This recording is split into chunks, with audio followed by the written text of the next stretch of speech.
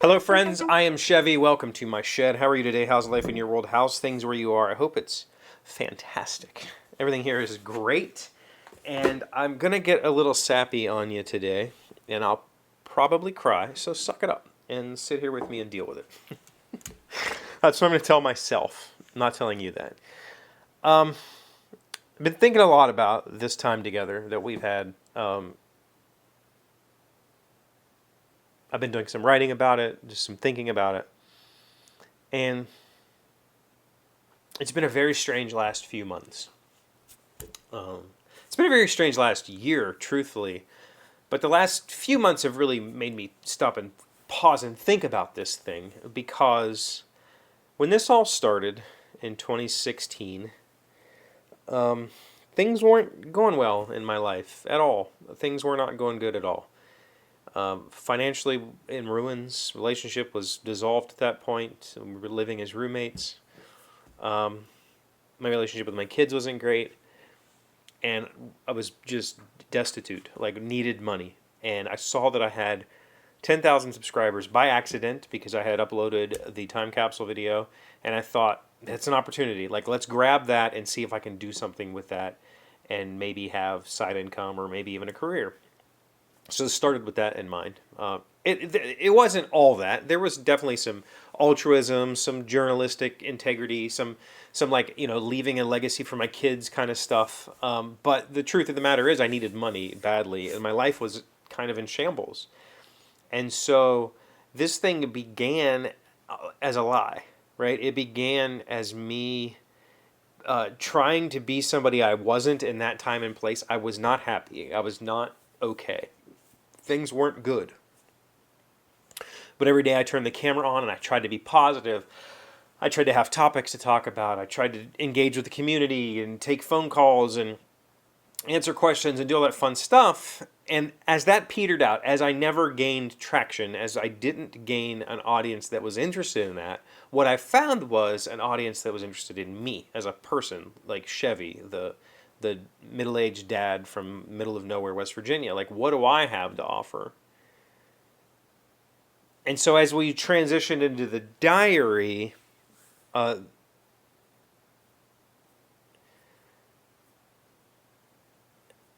it got dark for a while, I think. Especially through 2017, especially through losing family, losing my job, everybody moving.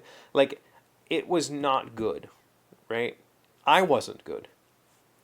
And for the next few years, things just, there was a lot of sadness.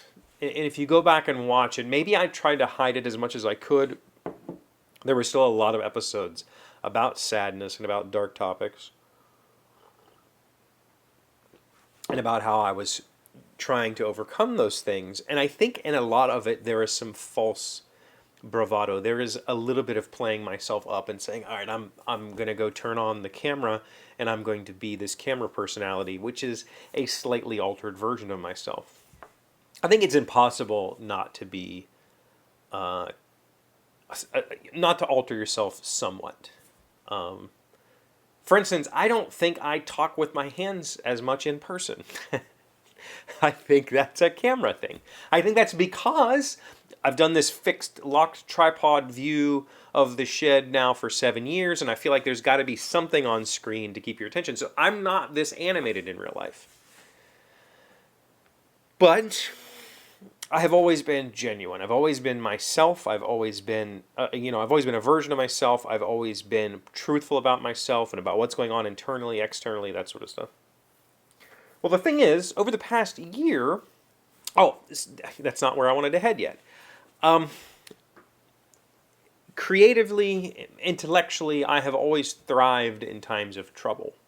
I'm hoping someday, I keep saying I'm going to do this, I might go pull some of the poetry that I wrote in my late teens, early 20s. I used to write a ton of poetry, and I might do some readings. But I've always been productive in times of struggle, meaning creatively productive, intellectually productive. When I'm struggling, that's when I'm at my best.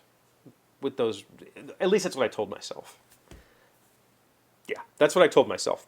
And what I have learned over the last few months is that's a lie. That's a lie I've been telling myself all this time.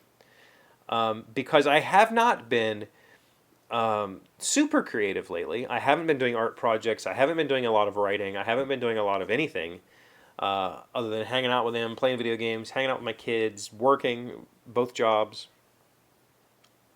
What I have realized is life has been really good. Really, really good.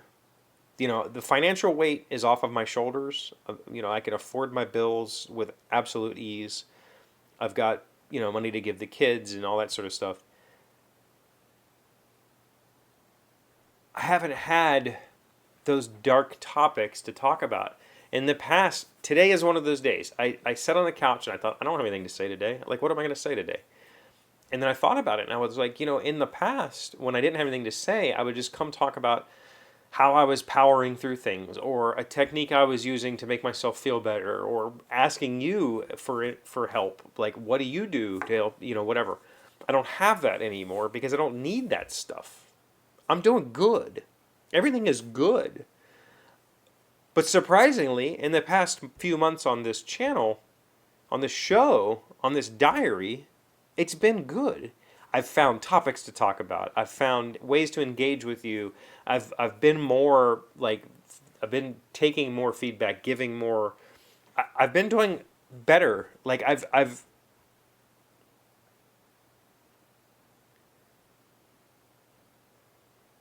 it's been more fun for me.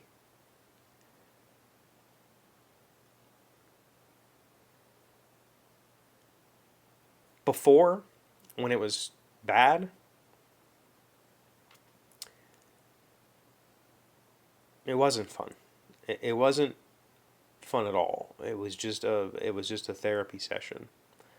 But right now, it's been really interesting, and I've been really excited about thinking how I can do more here. Thinking of how I can show you more things. You know, talking about my little city yesterday. You know, I would have loved to have been able to go out and film some of the streetcar stuff. And maybe I should have. Maybe I should have held that topic a little closer. But it was so close in time because of my father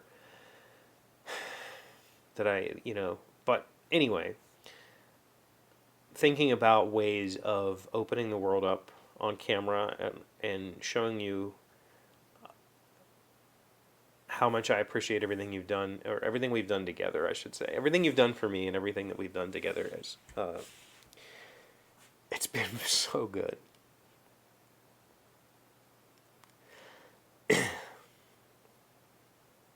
So good, right? And I've been having a lot of fun with it. And I hope to continue figuring out ways to evolve. I hope to continue trying to figure out how to get that get more audience, more engaged. We've lost some community members recently over the last 6 months or so.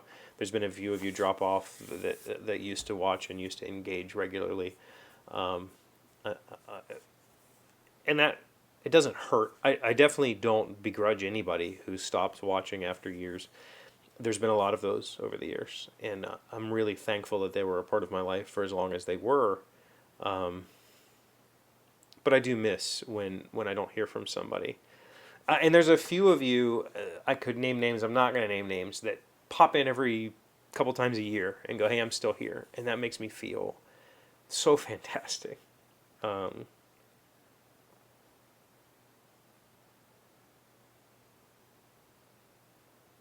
it's been wonderful. And everything in my life is so good right now that I'm just happy. Genuinely, truthfully happy.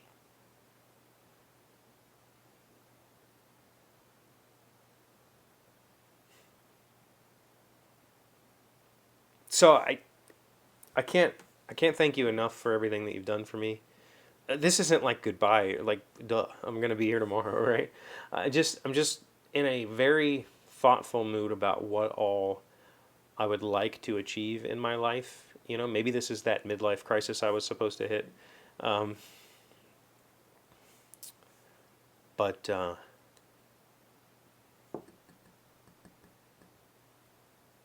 I'm excited for what's to come. I'm hoping that there's going to be more interesting things. I'm hoping I find the energy for it. Keep pushing. Those of you that like to ask, I love it that you ask. Thank you for asking. Thank you for pushing. Thank you for encouraging. It means the world. So thank you for being here as always. Thank you for liking, commenting, subscribing, being amazing friends and wonderful people. I really appreciate you. And I'll see you again tomorrow. Today's word you should know to sound smart is rarefied, is an adjective meaning lofty, exalted, of high class or caliber.